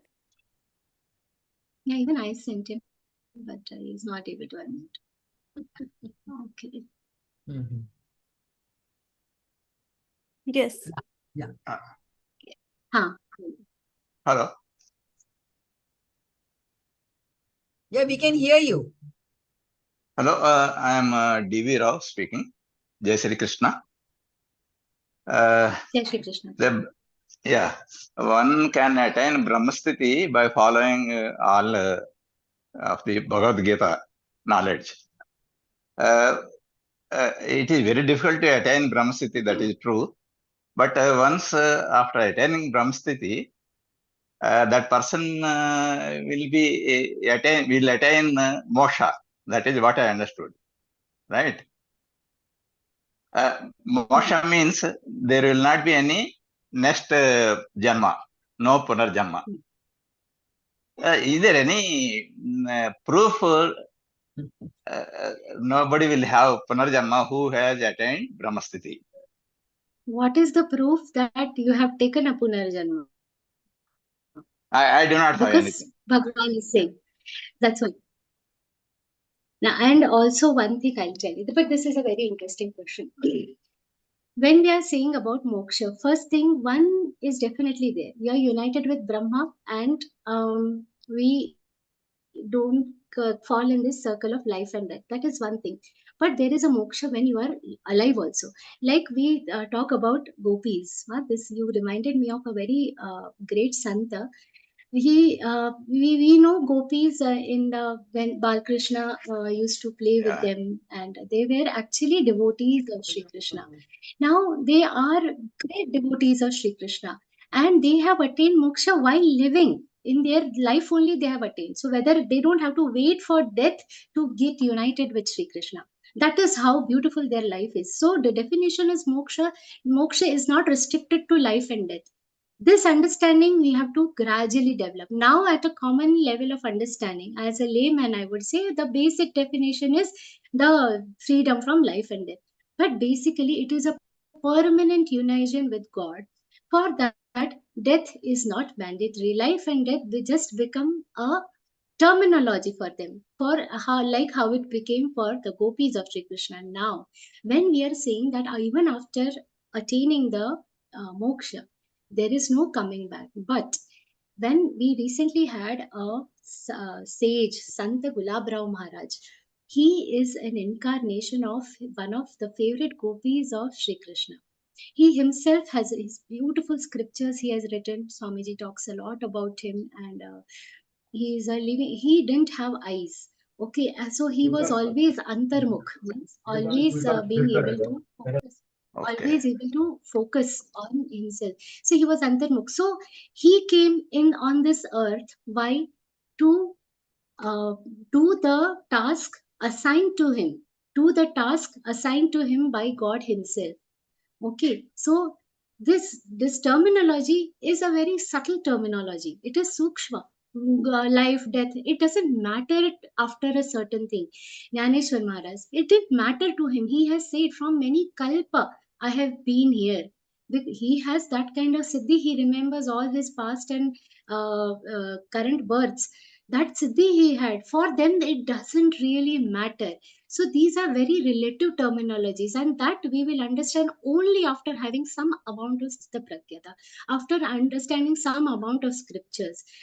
But as a common layman, that freedom from life and death is very enchanting to begin with. That is why these terms come. But when, as we understand further, that the description, the definition of moksha, you will gradually understand. For instance, when a child is in first grade, we tell them living thing, non-living thing, something that can move, something that cannot move. Then as they go to third, fourth, they understand, oh, photosynthesis, like gradually they start understanding the life cycle better. And then by the time they are in 10th grade, they understand that even water has its own life cycle. So how it is, the understanding of the life is increasing. Like that, the understanding of moksha itself will improve after we study these scriptures. So for now, to begin with, freedom from life and death is fine, but there is a lot more deeper meaning. We have to take some time to reach there. Okay. Okay. Thank you. Thank you, ma'am. Thank you. Pranam to you. Komal, nahi, Yamuna Didi. Jai Shri Krishna. Jai Shri Krishna. Yamuna ji. Jai Shri Krishna. Pranam. See, about the mind also, I want to say about mind. Mind is in each cell of our body, in each organs, in each system. That's why our body works like an industry with all the coordination of all the system. According to me, I feel about the mind. I am not getting you actually. Can you please repeat that once? Can't you hear me? Can you hear actually, me? now please try again. Boliye, Didi. See, about the mind I was talking. Can you hear me now? Yeah, tell me. See, according to me, mind is in each cell of our body. That's why there is the cells coordination is there. As well, in our organs, in our system, entire body, we cannot pinpoint where is the mind. Correct. So that is why our body works like an industry, like the digestive system, nervous system, correct. circulatory system. So mind is in our body. That is what I want to say. That is one my own assumption of what I have understood. regarding Because it is a Sukshma Shapas. my Okay, question is, I don't feel like addressing anybody, Didi, Dada, Bhaiya. It's like, it becomes like an attachment, or it will be like, I feel if I call them like that, if I might be to, what to say, yeah, I should be born in my next generation as their sister or as their brother. Am I right? Because No, I but don't like calling anybody like this, Didi, Dada, or Bhaiya. so then you call with a G, no? That's The reason, there are two things. Two what things about why we call hospital Didi and step. Bhaiya here. No, I am Because addressing as G only. Like for you then also, it's I will okay. address Shraddha Ji. That's okay. It's your wish. But Am I that wrong respect or has to is be it good? Because many people feel, because I'm attending so many Bhagavad-Gītā or Bhagavad sessions, there they will call me a sister or Didi or Akka or something. Like, I don't feel like I will call them as G. So It's I don't okay. You know. call G. But when we say that, it means like when I say Mala Didi and I work with her, I feel I not like attachment in the sense where with the one which we have to detach from. It is the love, because it, see, ultimately we are all followers of Bhagavad Gita. We all consider Bhagavad Gita as our mother. So all the children of Bhagavad Gita are our sisters and brothers. So with that bhav at Gita Parivar we call. But if it is going to take you some time to adjust to that philosophy, gradually it will come. Don't worry about these small things. At Gita Parivar, we also don't worry about all this. But it is not only just love, but it is also about the respect that we give our co-volunteers, and we say, yeah, okay. We One more on question. the One same more meeting question. there is another Yeah. meeting actually, so we have to really wind up a little early. Or well, the session is also on the same meeting. Yeah, See, Didi. So please I'm, make it short. Yeah. can I ask one more question? See, I'm following Nirmama, Nirhankara, Nirmoha, all these things. And I'm silent also. I'm not interacting with anybody. I am alone. I don't feel like I'm interacting. But when I speak or something, I become more emotional, as well as because of my introvert nature or going inside in my inner world, my memories are getting affected. That is bothering me more. I'm become more emotional, as well as memory is getting affected. Okay. It's not like that, but one thing, believe in the prayers. So what I would say is, I don't know how the memory gets affected with this. Honestly, this is No, that's what I new to me. for last But more than 15 to 20 years. I have no, been it is just practicing that your mind is more of mauna, preoccupied somewhere. silence, and more Yeah, meditation, it more is, your mind is silence. just preoccupied, more occupied in something. You tend to forget other things. So when we are like stressed or bothered about something, we tend to forget other things. It is just forgetting. Don't call it memory, and don't reinforce this thing to yourself that I am losing my memory. Don't do that. No, You I'm are not. just engrossed in No, something. sorry to You will tend interrupt to you. forget something. No, sorry to interrupt you. When I There communicate, is a difference I between forget their memory names and also. forgetting. No, it is That's not okay, like that. Didi. It's okay. No, We all forget. We all forget. Eventually, it will be all right. Don't worry about all that. These are no. subtle things. Don't worry about It's like many incidents when they recollect, when they recall, or where we met, I forget. Because whenever I come across people or That's whenever okay. Even I forget. Everybody forgets because we see simple things. We are on a journey. We all are on a journey. And what happens when we are on a journey? Suppose I take a train and I meet somebody during that journey. We get so involved with them. From here, if I travel to Nagpur and then I meet people in the train, we'll exchange phone numbers.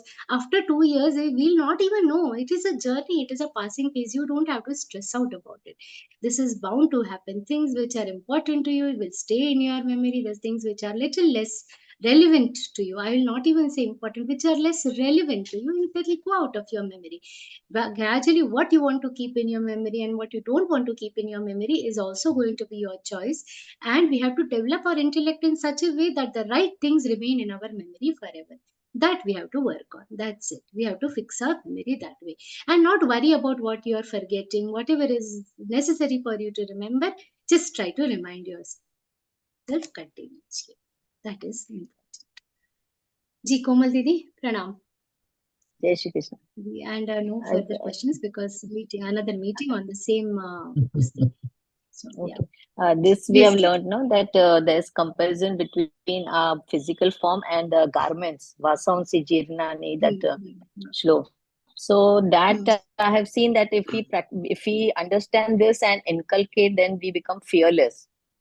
As such, we don't fear death. Correct. So Yes, this I is what we wanted your help. experience with our Yeah. So I wanted your help that how You can we explain the same thing to youngsters so that they become fearless from their youth only. We realize, like I realized our it very youth late. used to be like that. Our youth used to be like that. For this, you have to tell them the stories of our Krantikaris, of our, Krantikaris, Bhagat Singh. When he was being hanged, when they were being hanged, they said, Jaldi karo, you hang me. Why you want to wait till 3 days? Hang me today so that I can be born, reborn to serve my country. That was the tatparta to die because I know this end is I'm going to be born in my mother India and I'm going to be reborn to serve. And not only just one, another one, Safikar Bandhu from Pune. When they said they were being hanged, they said just give us the Bhagavad Gita signed by Tilak ji. We want the Bhagavad Gita signed by him so that we take it with us and we remain on this path of Karma Yoga. Our youth used to be like that. It used to be awakened. Read their stories of these great people. And when we tell these stories to the children, they will also be awakened. Our youth, really, our children need to be awakened. Your point is very important. These stories we have to tell them. They will not understand this Vasansi Jirnani Yatha Vihaya. You have to tell them. No? Yeah. Okay. Yeah. Thank you. Ram Didi. Asha Didi. Ji. Unmute करना होगा दीदी. Yes. Asha Didi. Yeah, what is Yeah, the Asha Didi, difference between yeah, please, in short, we have to. what's the difference between enlightenment and moksha? Whether enlightenment we realize in our Enlightenment leads to moksha. Moksha is a destination. Enlightenment is a journey. Enlightenment will happen in phases. Now we are enlightened to learn Bhagavad Gita. That Then means when we we study, we are experience in our further lifetime. enlightened. In our It is a lifetime. progressive. Yes, it is a progressive journey, Progress. and Okay. moksha is the final destination. Fine. Okay. Thank you, Didi. Thank you. Pranam.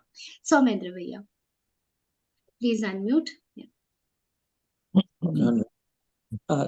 Namaste.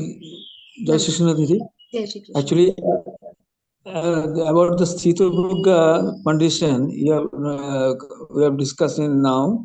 So in this chapter especially, about this Śrīmad-Bhagavadgītā, they have told so many things. But the main problem what I am facing is that emotion, control of emotion I am not able to do, because one of my very childhood early friend, he is facing some problem, like he is not able to connect to even Gita classes. He is always sitting here, but he doesn't want to start it up because his mind is elsewhere and he is not able to concentrate. He is thinking that financial condition is not permitting him. So in such condition, my emotion is all getting disturbed. Whenever I see him, I am not able to come to the Śrīmad-Bhagavadgītā.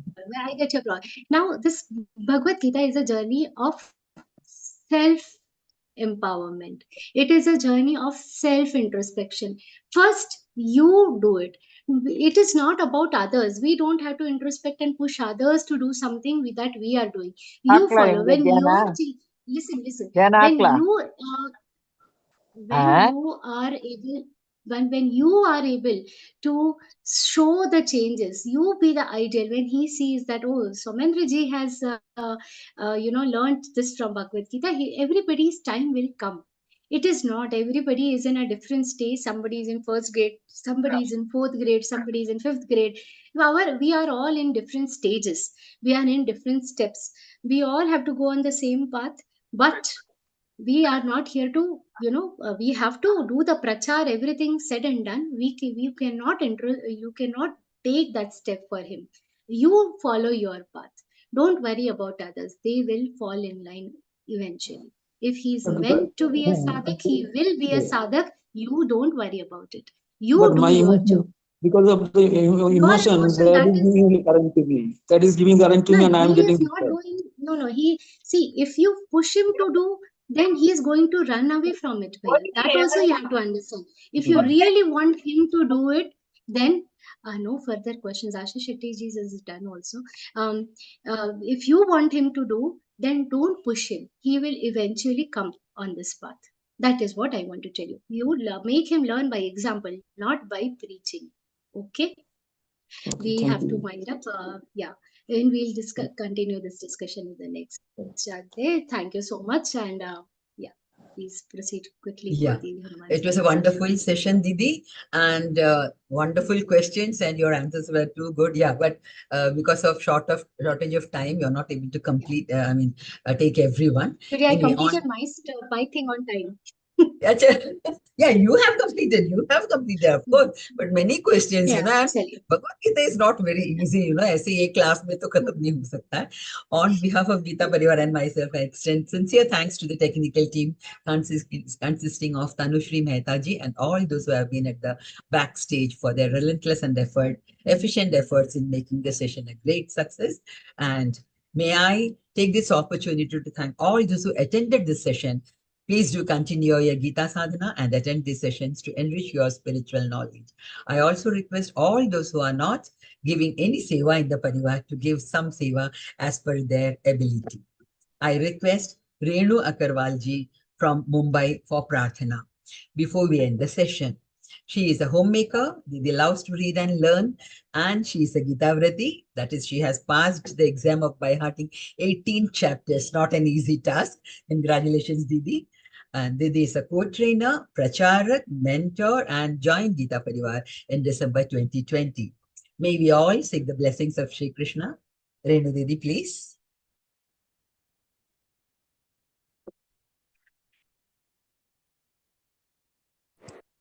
जय श्री कृष्ण. समापन प्रार्थना. योगेशं सच्चिदानन्दं वासुदेवं व्रजप्रियं धर्मसंस्थापकं वीरं कृष्णं वन्दे जगद्गुरुं. कृष्णं वन्दे जगद्गुरुं. Jai Shri Krishna, Sadhguru. Thank you, Didi. Thank you, Didi. May the knowledge gained today make our week ahead brighter and more beautiful. We shall see you back on another enlightening session next week. Till then, Sri Krishna. Jai Shri Krishna, everyone. Didi, Jai Shri.